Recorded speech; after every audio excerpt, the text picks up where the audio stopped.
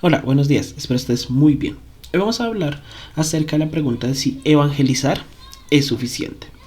Conocemos la Gran Comisión, conocemos el propósito de los creyentes, que es, por tanto, id y haced discípulos a todas las naciones, bautizándolos en el nombre del Padre, del Hijo y del Espíritu Santo, enseñándoles que guarden todas las cosas que os he mandado. Y aquí yo estoy con vosotros todos los días hasta el fin del mundo.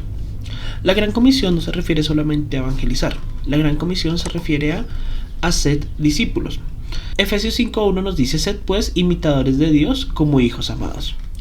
Un discípulo aprende a su maestro no solo lo académico, también carácter y forma de trabajo. El verdadero discípulo debe realizar con el tiempo la misma labor del maestro, que sería en este caso también cumplir con la Gran Comisión.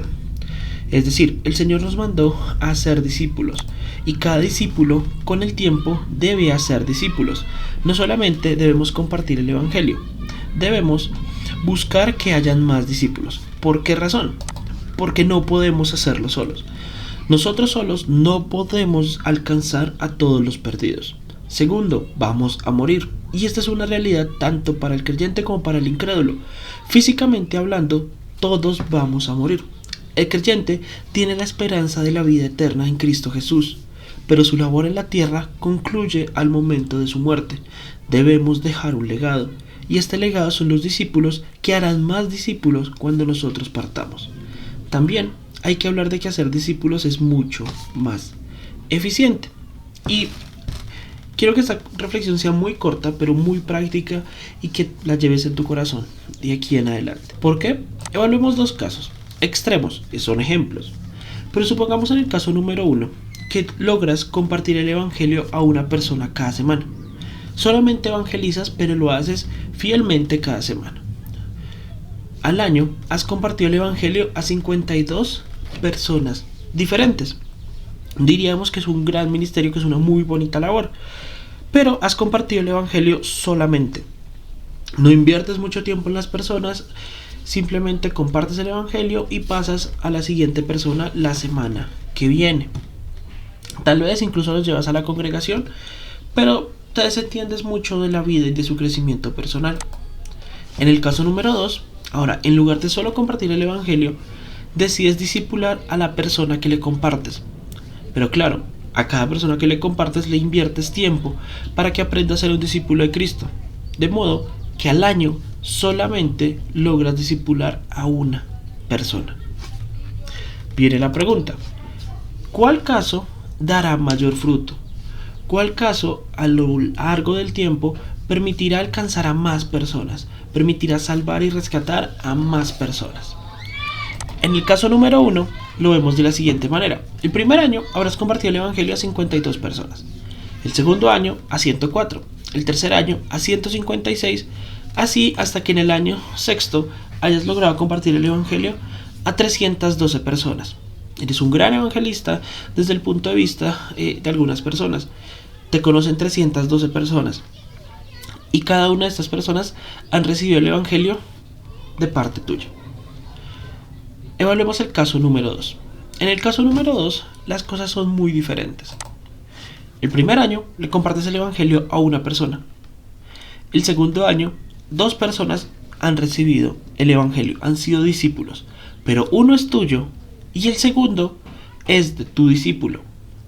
El tercer año, 4 personas han sido discipuladas, donde 2 son tuyos, el primero y el segundo, pero los otros 2 son de el discípulo de tu discípulo y de tu discípulo directamente.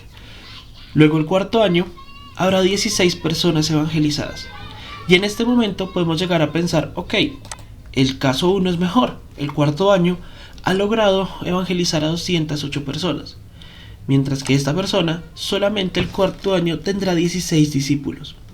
Pero aquí es donde funciona, aquí es donde el crecimiento se dispara, y de esta forma es la que creció la iglesia. El quinto año ya pasamos de ser 16 discípulos a ser 256 discípulos, porque cada una de las 16 personas ha logrado discipular a una nueva persona. Esto nos da un total de 256 discípulos. De estos 256, ¿cuántos te conocen? 5. Los demás Tal vez no saben quién eres, los demás son el resultado de tu labor inicial, pero solo 5 te conocen. El sexto año de hacer discípulos es donde más se vería frutos, donde más se crecería. El sexto año se lograrían 65,000 discípulos versus 312 solamente.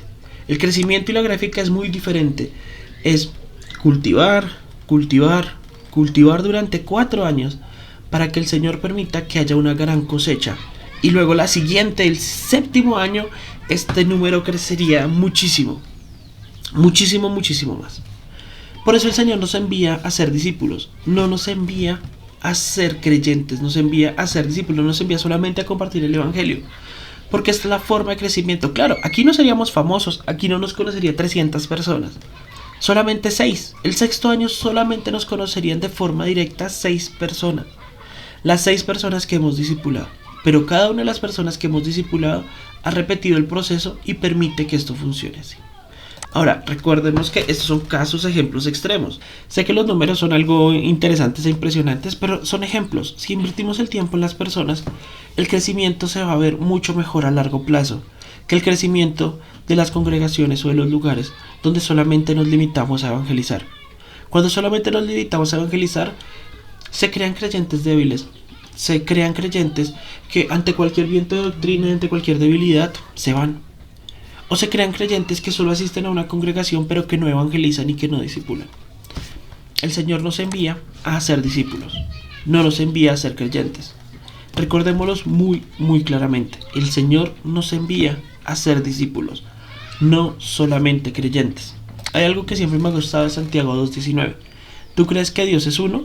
Bien haces. También los demonios creen y tiemblan. Hacer creyentes es muy sencillo. Hacer discípulos requiere que invirtamos tiempo, requiere que invirtamos vida. Pero el fruto de hacer discípulos es exponencialmente mejor que solamente hacer creyentes. Así que, cuéntanos, ¿ya has hecho discípulos?